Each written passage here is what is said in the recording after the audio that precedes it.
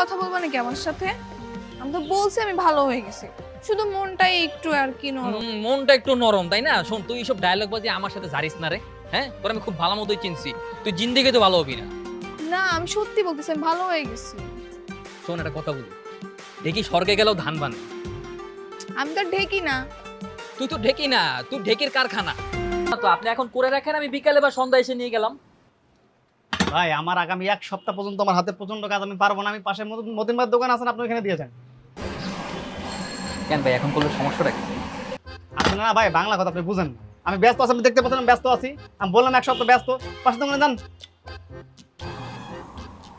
এই রে তুই ধর, আমি পাশের রোডে গিয়ে দেখি আর কোনো লন্ড্রির দোকান আছে কিনা। হ্যাঁ থাক। আশেপাশে ফারুক ভাই লন্ড্রির দোকান ছাড়া আর কারো লন্ড্রির দোকান নাই। খালি ফারুকেরটাই খোলা আছে। হ্যাঁ, ফারুক ভাইটা খোলা আছে।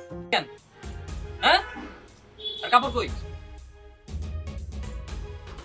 বাহ, আপনি না মহা বিজি, আপনি না কিছুতেই কাপড় লন্ড্রি করতে পারবেন না। এক সপ্তাহ আগে নাকি আপনি একদমই ফ্রি নাই, এখন তো নাচতে নাচতে কাপড় ইস্ত্রি করতেছেন, ঘটনা কি? আপনি রেগে যাচ্ছেন কেন? মানে আপনার তো খুশি হওয়ারই কথা, আমি আপুর কাপড়গুলো দ্রুত আয়রন করে দিচ্ছি। এই তুই কি করছস? এই তুই কি করছস? এমন যে দামরা বেড়া নাচতে নাচতে কাপড় লন্ড্রি করতেছে। ভাই আপনি রাগ করবেন না প্লিজ, আপনি আপনি আপনি বসুন।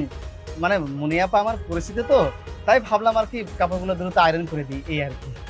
ওরে বাবা, মুনিয়া আপা না? তো নাম আদান প্রদান হয়ে গেছে, তাই না? তো নাম্বারটা নেন নাই কেন? নাম্বার নেন, এই নাম্বার দে। এই নাম্বারটা আমাকে দিয়েছে লাস্টের 66।